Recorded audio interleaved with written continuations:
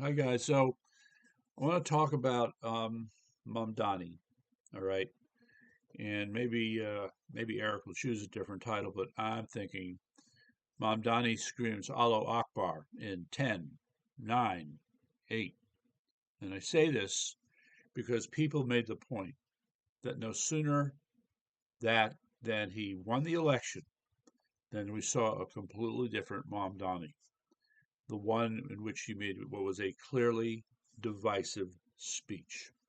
So I just want to offer as one thought. I'm not sure I'm going to go down that path just yet, but this is an expression of the type of people who want political power, will lie at all costs.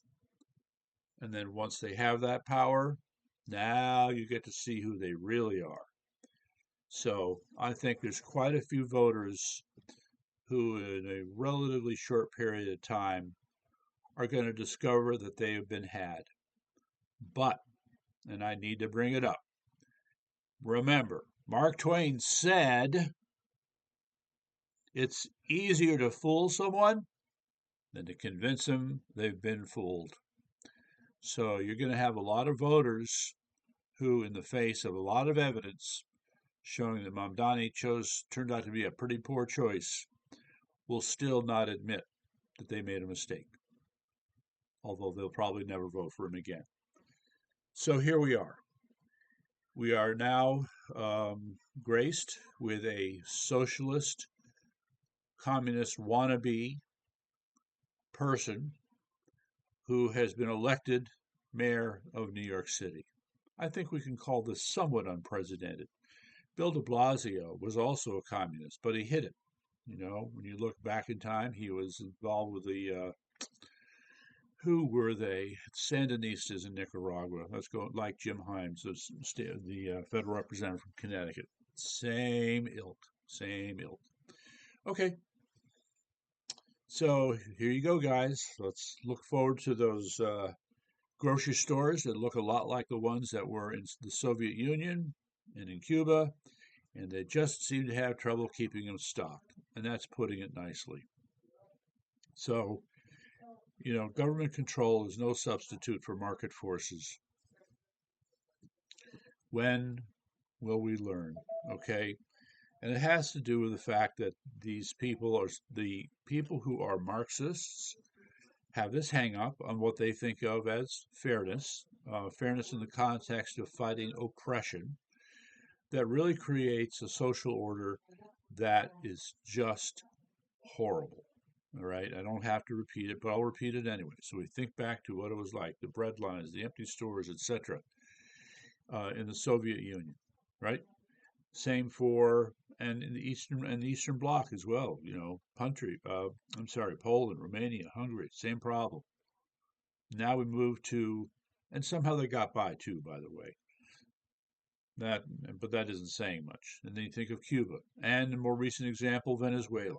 Okay, every one of them had, well, except for, well, to some degree, the Soviet Union, but these others had taken what were essentially capitalist market economies and tried to force reallocation of resources towards a socialist model that was supposed to make everything more fair. All right. So, all I can say at this moment that I would like to add as a point of philosophy is maybe there's a business model, maybe there's a governmental model where some form of fairness can be approximated, okay? But it's not what we see in front of us. It has to be something completely different.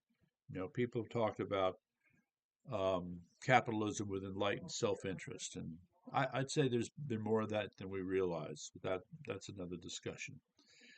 More back to Mamdani. Okay, what I find also striking is going to say it: the Muslims are coming out of the woodwork. Okay, so you have Muslim groups who are taking credit for this victory, and probably they should.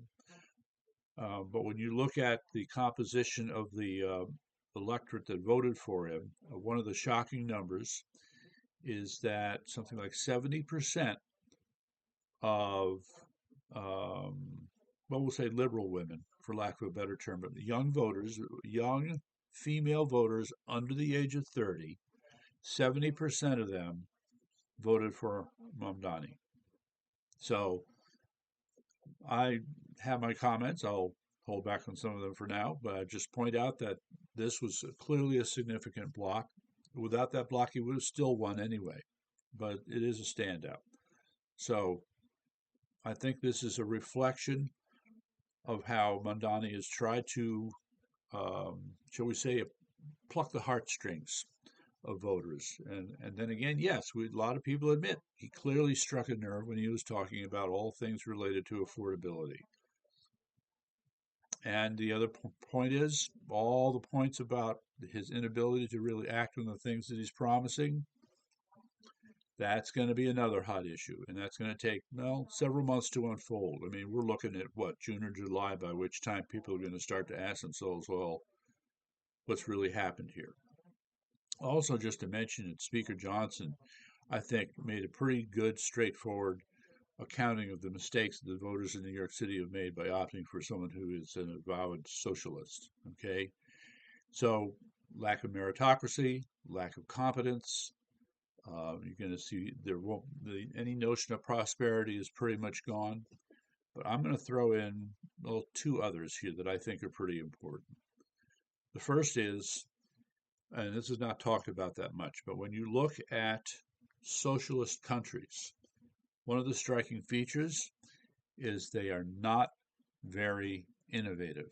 Okay? Innovation is a culture, and it should be built in any given organization. Usually, businesses, that could even be innovation in government. And there are some signs of that, yes, sometimes kind of, sort of. Okay?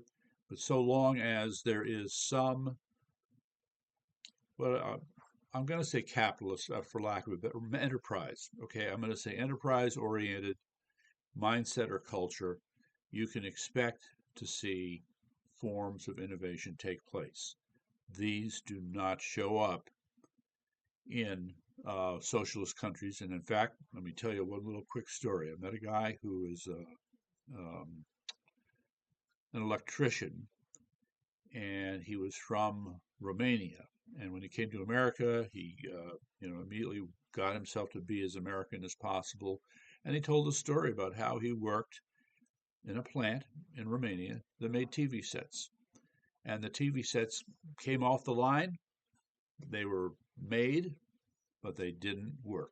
So, in other words, any concept of quality control that would call for a usable product was not a part of their thinking.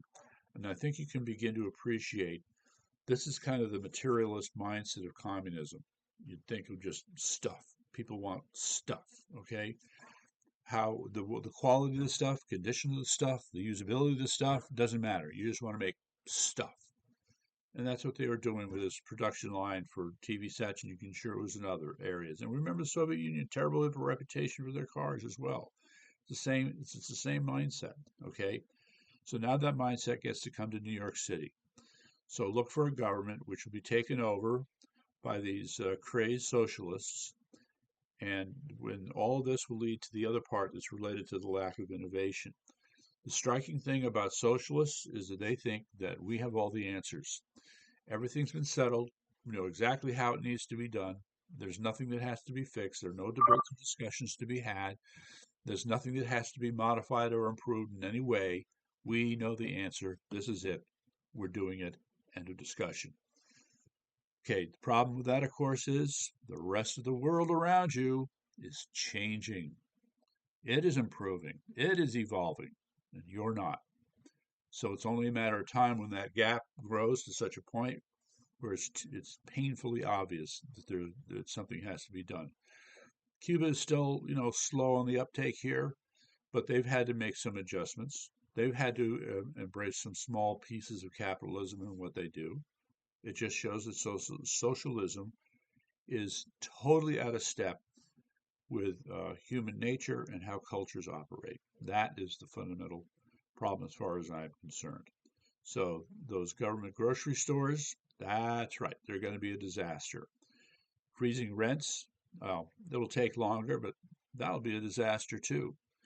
And the fact that people who are wealthy are going to flee the city. It's clearly going to increase the tax burden on those who stay. That will just make that part even worse. Okay? So that's the socialist program as I and many others see it. But we have to talk about the religious program.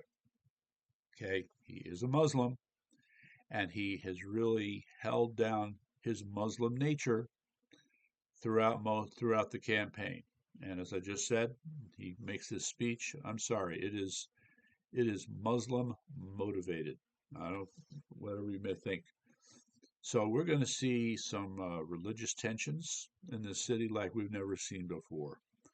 And I think it'll be about more than just anti-Semitism, as should become clear. And I'm afraid a lot of people are just going to be afraid to stand up and say and do what needs to be done. But there'll come a point. So in any event, I've said my part here for now. Mamdani will be screaming Alllu Akbar, 10, 9, 8, 7,